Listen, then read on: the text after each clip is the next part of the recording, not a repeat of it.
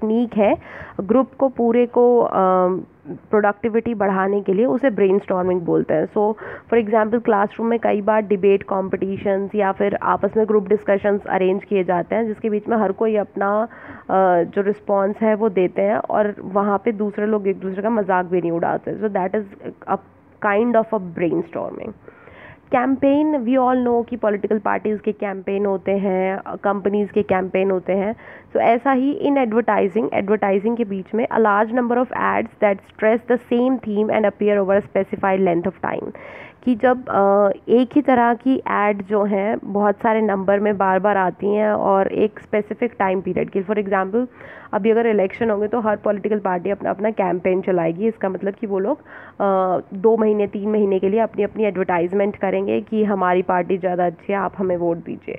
सो वो different add use करेंगे, different medium use करेंगे अपने अपने को प्रमोट करने के लिए। That is campaign. Chronemics basically means study of how people perceive structure and use time as communication, कि लोग टाइम को किस तरह से देखते हैं, किस तरह से स्ट्रक्चर करते हैं और किस तरह से उसको यूज़ करते हैं। क्रोनेमिक्स का एक एग्जांपल आप इस तरह से समझिए कि आपका कोई क्लाइंट अमेरिका में है और आप यहाँ इंडिया में हैं। सो अब जब आप उनसे बात करेंगे तो ऑफकोर्स आपको टाइम का ध्यान रखना होगा, क्योंकि यहाँ पे अगर दिन के 12 बजे है तो मोस्टली वहाँ पे रात के 12 बजे होंगे। सो आपको पूरा टाइम का ध्यान रखना है कि आप अपने क्लाइंट के टाइम के अकॉर्डिंग ही अपना शेड्यूल एडजस्ट करें। अब अगर आपको किसी ने ईमेल भेजा है तो आपको एक सर्टेन टाइम पीरियड होता है कि अच्छा आपने 1 दिन में, 2 दिन में या 1 हफ्ते में रिप्लाई करना है। अब ऐसा नहीं होगा आप 6 महीने साल बाद रिप्लाई करो तो उसको कोई वैलिड रिप्लाई समझा जाएगा, because time is very important in communication. अगर आपको 5 मिनट के लिए बोलने के लिए कहा गया है then you have to speak for the 5 minutes only. If you are speaking more than that's miscommunication. So chronemics is like time in communication. Code, set of rules or symbol used to translate a message from one to another. Rules का एक ऐसा set जो एक message को translate करने के लिए use किया जाता है, एक मैसेज एक लैंग्वेज से या एक कोड से दूसरे कोड में।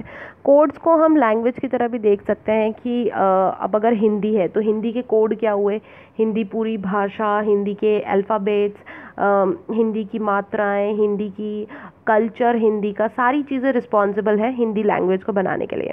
सो वो सब हिंदी के कोड हैं। उसी तरह से इंग्लिश लैंग्वेज के अपने कोड हैं, साइन लैंग्वेज के अपने कोड हैं, कंप्यूटर लैंग्वेज के अपने कोड हैं। सो that is like code, set of rules and symbols. Communication flow का मतलब है the direction upward, downward, horizontal. Upward ऊपर की तरफ, डाउनवर्ड नीचे, हॉरिजॉन्टल जो है सेम लेवल पर। So message travel through the networks in an organisation. किसी भी ऑर्गेनाइजेशन के बीच में अपवर्ड मैसेज कब होगा, जब नीचे वाले लेवल वाले जो लोग हैं, लेट्स से कि वॉचमैन, क्लर्क्स, बिल्कुल बेसिक लेवल के जो लोग हैं, जब वो अपनी बात लेट्स से सीईओ पोजीशन तक या जो कोई बड़े मैनेजरियल लेवल तक पोजीशन, अगर वो वहाँ तक उनका कम्युनिकेशन हो रहा है नीचे से ऊपर की तरफ, लोअर पोस्ट से अपर पोस्ट की तरफ जा रहा है, that is upward communication.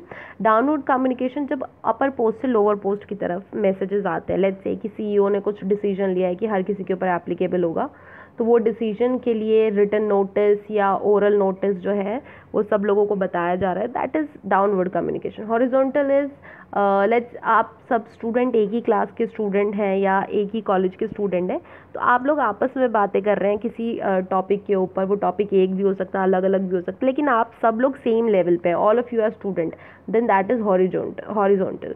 So upward college का ही एक और एग्जांपल लें तो अगर स्टूडेंट जो है वो प्रिंसिपल वाली डायरेक्शन में, like student to teacher, teacher to HOD and HOD to principal, that is upward communication. Downward again कि आप प्रिंसिपल ने कुछ नोटिस दिया है एचओडीज़ को, एचओडीज़ ने कुछ नोटिस दिया है टीचर्स को, टीचर्स ने कुछ नोटिस दिया है आगे स्टूडेंट्स को, सो that is downward communication. I hope it's clear. Then communication networks, the pattern of communication flow between individuals and organizations, pre-established patterns dictating who may communicate with whom. So communication network का मतलब है कि पहले से pre-established networks patterns होते हैं जिनसे हमें पता लगता है कि कौन किससे बातें करेगा।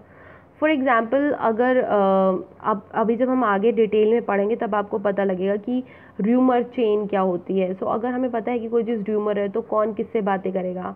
एंड इवन ऑफिसेज में भी हमें पता होता है कि अगर बड़ी बिजनेस डील से रिलेटेड बातें हैं तो किन लोगों के बीच में वो बातें होती हैं, या अगर गॉसिप वाली बातें हैं तो किस किस ग्रुप में किस तरह की गॉसिप होती हैं. सो that is like communication network, जब लोगों के आपस में नेटवर्क बन जाते हैं, प्री इस्टेब्लिश नेटवर्क जो है वो बन जाता है. Controlled media, those media that the public relation practitioners has control over such as a company newsletter. So control media का मतलब वो कि अगर आपकी कंपनी से रिलेटेड ऐसा मीडिया, ऐसा चीज़ें जिनके ऊपर कंपनी का कंट्रोल है. फॉर एग्जांपल आपकी कंपनी की खुद की वेबसाइट, आपकी कंपनी का नोटिस बोर्ड, आपकी कंपनी की अगर मैगज़ीन है कोई, एनुअल मैगज़ीन या न्यूज़ लेटर है कोई, तो उन सब के अंदर क्या इन्फॉर्मेशन छपेगी, वही इन्फॉर्मेशन छपेगी जो कंपनी अलाउ करेगी. सो उन सब मीडिया के ऊपर कंपनी का ऑलरेडी कंट्रोल है. So that is controlled media. Critical analysis होगा form of research that goes beyond description and explanation to argue for changes in communicative practices that are judged to be oppressive, wrong or otherwise undesirable. So critical analysis का मतलब कि description और explanation से आगे बढ़कर किसी चीज़ को सिर्फ डिस्क्राइब ही नहीं करना, एक्सप्लेन ही नहीं करना, बल्कि उससे आगे जाके आर्ग्यू करना और जज करना कि जो चीज़ें जो ऑप्रेसिव हैं यानी कि दबाने वाली हैं, गलत हैं, अदरवाइज अनडिज़ायरेबल यानी कि अनचाही चीज़ें हैं, उनको किस तरह से हटाया जाए, बदला जाए कम्युनिकेशन के बीच में. ये पूरा एनालिसिस जो है वो क्रिटिकल एनालिसिस है. Next is critical listening. Listening that जजेस the accuracy of the information presented, determines the reasonableness of its conclusion and evaluates its presenter. So critical listening का मतलब 3 चीज़ें हैं. पहला पार्ट कि इंफॉर्मेशन जो प्रेजेंट की गई है उसकी एक्यूरेसी देखना, जज करना कि ये एक्यूरेट है या नहीं, सच है या नहीं, सही है या नहीं. देन डिटरमाइन करना रीज़न एबलनेस ऑफ इट्स कंक्लूजन, जो उस चीज़ का कंक्लूजन दिया गया है, उस बात का जो भी बात की जा रही है वो बात का कंक्लूजन सही है या नहीं है, ये डिसाइड करना. एंड तीसरी चीज़ प्रेजेंटर जो उस बात को प्रेजेंट कर रहा है उसे इवैल्यूएट करना कि वो किस तरह का इंसान है, किस तरह का प्रेजेंटर है. तो ये तीनों चीज़ें जब आप डिसाइड करते हैं सुनते हुए, that is called critical listening. Cross cultural communication क्या होगा? Communication of different combination of people. A cross-cultural communication study might compare and contrast Japanese and American negotiation tactics, for example. So simple सी बात, जब आप एक culture के लोगों से दूसरे कल्चर के लोगों तक कम्युनिकेशन करते हैं, फॉर एग्जांपल इंडिया के ही बीच में साउथ इंडिया के लोग नॉर्थ इंडिया के लोगों से कम्युनिकेट करें, वेस्ट इंडिया के ईस्ट इंडिया से, नॉर्थ के ईस्ट से, सो पंजाब के में भी हिमाचल या हरियाणा से, दिल्ली के में भी, यूपी से केरला के, कर्नाटका या उड़ीसा या वेस्ट बंगाल, इस तरह से जब अलग अलग कल्चर्स के बीच में कम्युनिकेशन होता है, लाइक यहाँ पे एग्जांपल दिया है कि जापानीज़ कल्चर और अमेरिकन कल्चर के बीच में एक कंपैरिजन. सो ये सब क्रॉस कल्चरल कम्युनिकेशन के बीच में आता है. Decoding, process of translating a message into the thoughts और फीलिंग्स दैट वर कम्युनिकेटेड. किसी मैसेज को ट्रांसलेट करना कि उसकी थॉट्स क्या हैं, उस मैसेज का असली फीलिंग्स क्या हैं उसके बीच में, ये जानना. फॉर एग्जांपल आपके सामने एक लेटर लिखा है, जब तक आपको वो लेटर आपके सामने रशियन लैंग्वेज में लिखा हुआ है, क्या आपको वो समझ आएगा? नहीं आएगा, क्योंकि आप उसे डिकोड नहीं कर सकते. जैसे ही आपको उस रशियन लैंग्वेज के सारे कोड पता होंगे, लैंग्वेज का पूरा स्ट्रक्चर, ग्रामर, कॉन्टेक्स्ट, हर चीज़ आपको पता होगी, आप उसे डिकोड कर सकते हैं. उस मैसेज का पूरा मीनिंग, थॉट जो भी उसमें दिया हुआ है, आप उसे अच्छे से समझ सकते हैं. Then next is democratic leadership style. What exactly is democratic leadership? The leadership seeks group member participation in determining group goals and procedures. जब किसी भी ग्रुप के गोल या उसके प्रोसेस को डिसाइड करने के लिए ग्रुप मेंबर का पार्टिसिपेशन लिया जाए लीडर के द्वारा, यानी कि अगर कोई ग्रुप है और उस ग्रुप का लीडर डिसाइड करे कि हाँ हम लोग जो भी डिसीजन लेंगे वो सारे पार्टिसिपेंट्स मिलकर लेंगे, सो that is called democratic leadership style. उस तरह की लीडरशिप को डेमोक्रेटिक लीडरशिप बोलते हैं. Downward communication I have already described कि क्या होता है. ड्याद, अ 2 पर्सन कम्युनिकेशन सिस्टम, जहाँ पे 2 लोग आपस में बात कर रहे हैं, 2 लोगों का कम्युनिकेशन हो रहा है, दैट इज़ ड्याद. अब 2 लोगों का कम्युनिकेशन होता कहाँ पे है? लेट्स से आप फ़ोन पे किसी से बात करते हैं तो वो 2 लोगों का कम्युनिकेशन है. एंड इवन अगर आप 2 कंपनीज़ के बीच में डील के बारे में बात कर रहे हैं तो 2 लोग ही आपस में जाके बात, हालांकि अब अगर ज़्यादा बड़ा डिसीजन है तो 2 टीम्स डिसाइड करेंगी, वो ड्याद नहीं होगा. लेकिन अगर सिर्फ 2 लोग मिलकर डिसीजन ले रहे हैं then that is dyad. Dyad is a Greek word term, so don't worry, just understand the meaning. Empathetic listening, listening to understand what another person is thinking and feeling. जब आप ये सोचने के, ये समझने के लिए सुनते हैं कि सामने वाला पर्सन क्या सोच रहा है या क्या फील कर रहा है. लेट्स से कि आपके सामने आपका कोई फ्रेंड है और वो बहुत ज़्यादा दुखी है, तो अब आप बस उसकी बात सुन रहे हैं ये समझने के लिए कि क्या ये इसकी प्रॉब्लम क्या है, ये किस लिए दुखी है और वाकई में ये कितने तकलीफ़ में है, या उसका मन हल्का करने के लिए आपने बस सुन लिया. That is empathetic listening. Encoding, decoding का अपोजिट. डिकोडिंग होता है मैसेज का मीनिंग निकालना. एनकोडिंग इज़ मैसेज को लिखना या एक्सप्रेस करना. So the process by which the source expresses thoughts or feelings in words, sounds and physical expression which together make up the actual message that is sent. So असली message जो भेजा जाता है sender के द्वारा, उस message में feelings डालना, वर्ड्स लिखना, साउंड लिखना, फिजिकल एक्सप्रेशन यानी कि बॉडी लैंग्वेज वगैरह ऐड करना, वो पूरा मिलाकर एनकोडिंग ऑफ मैसेज है. Ethos is Aristotelian concept. Aristotle जो है वो एक ग्रीक के फिलोसोफर हैं. ये उनके द्वारा बनाया हुआ कॉन्सेप्ट है, एरिस्टोटलियन कॉन्सेप्ट है. Associated with persuasion. Persuasion means किसी को किसी काम के लिए राज़ी करना, एग्री करना. The personal character of the speaker. So कोई कैरेक्टर, स्पीकर जो है उनका कैरेक्टर क्या है, मतलब वो कितनी ईजिली आपको कुछ बात करने के लिए मना सकते हैं. फॉर एग्जांपल, अगर यूजुअली हम एडवर्टाइजमेंट के लिए सेलिब्रिटीज़ को हायर करते हैं कि अगर ये सेलिब्रिटी जो है ये शैम्पू की ऐड देंगे तो लोग ये शैम्पू खरीद लेंगे.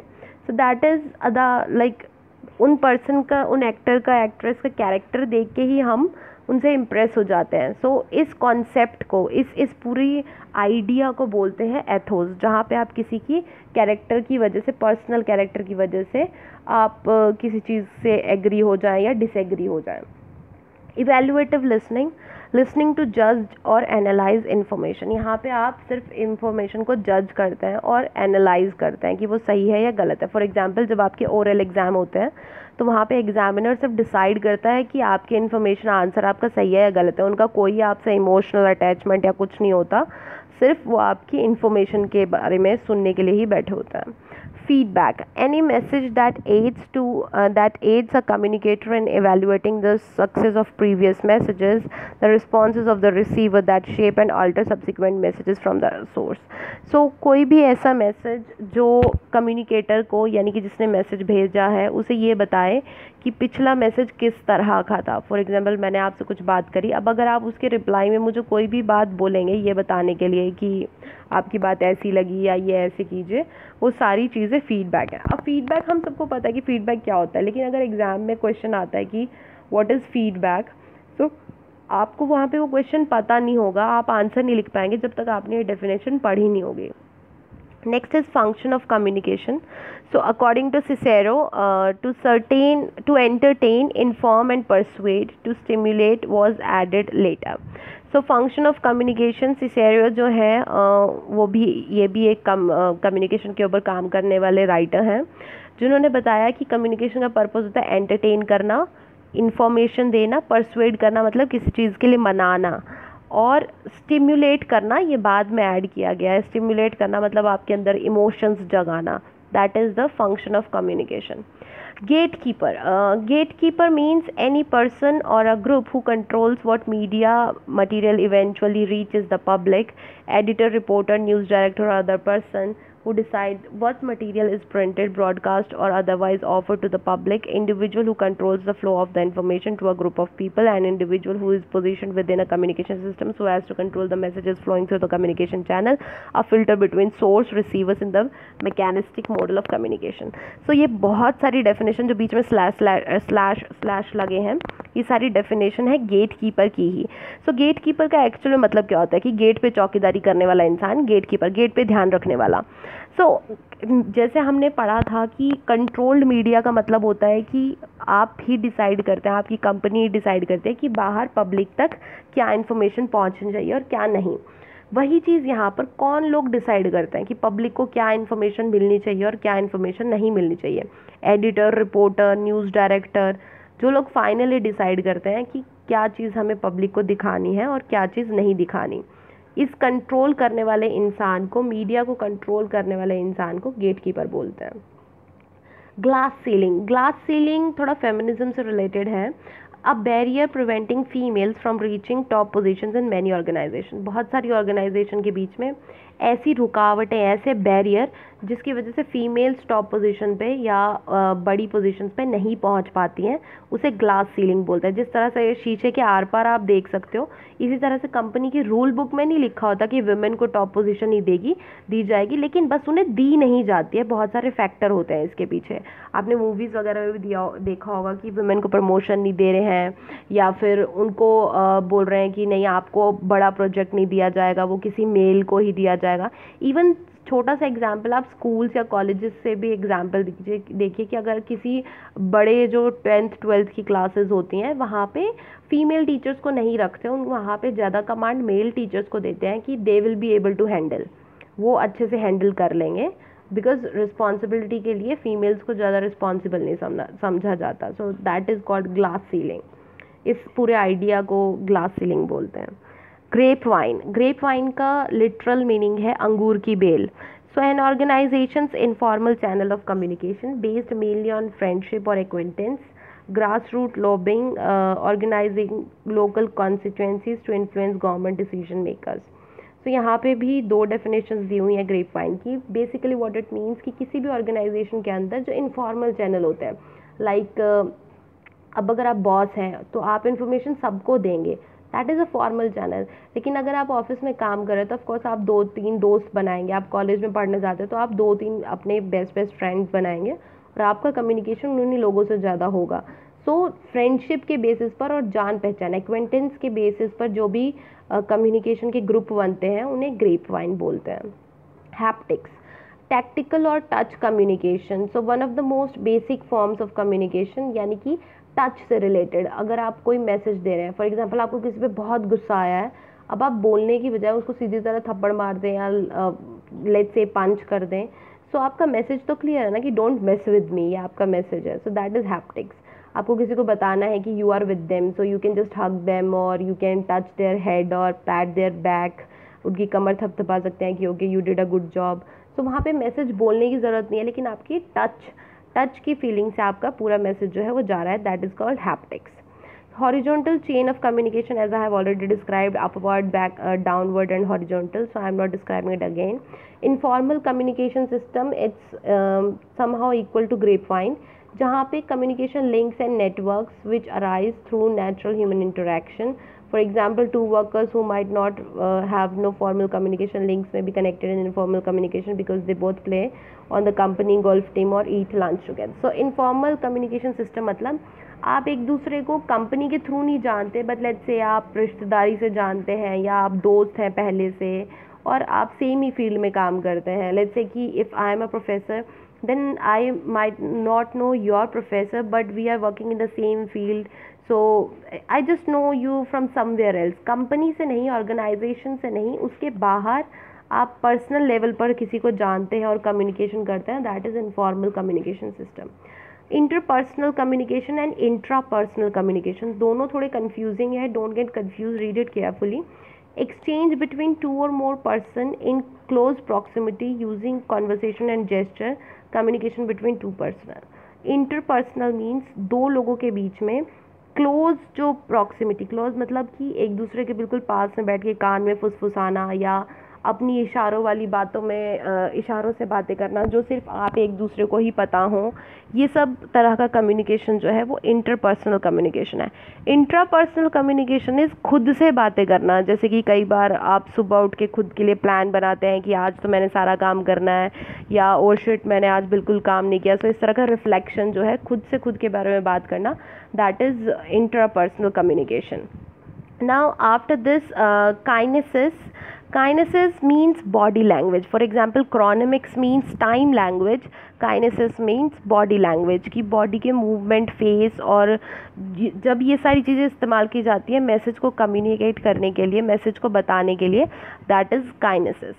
KISS principle, KISS principle, a basic principle of communication advising that message should be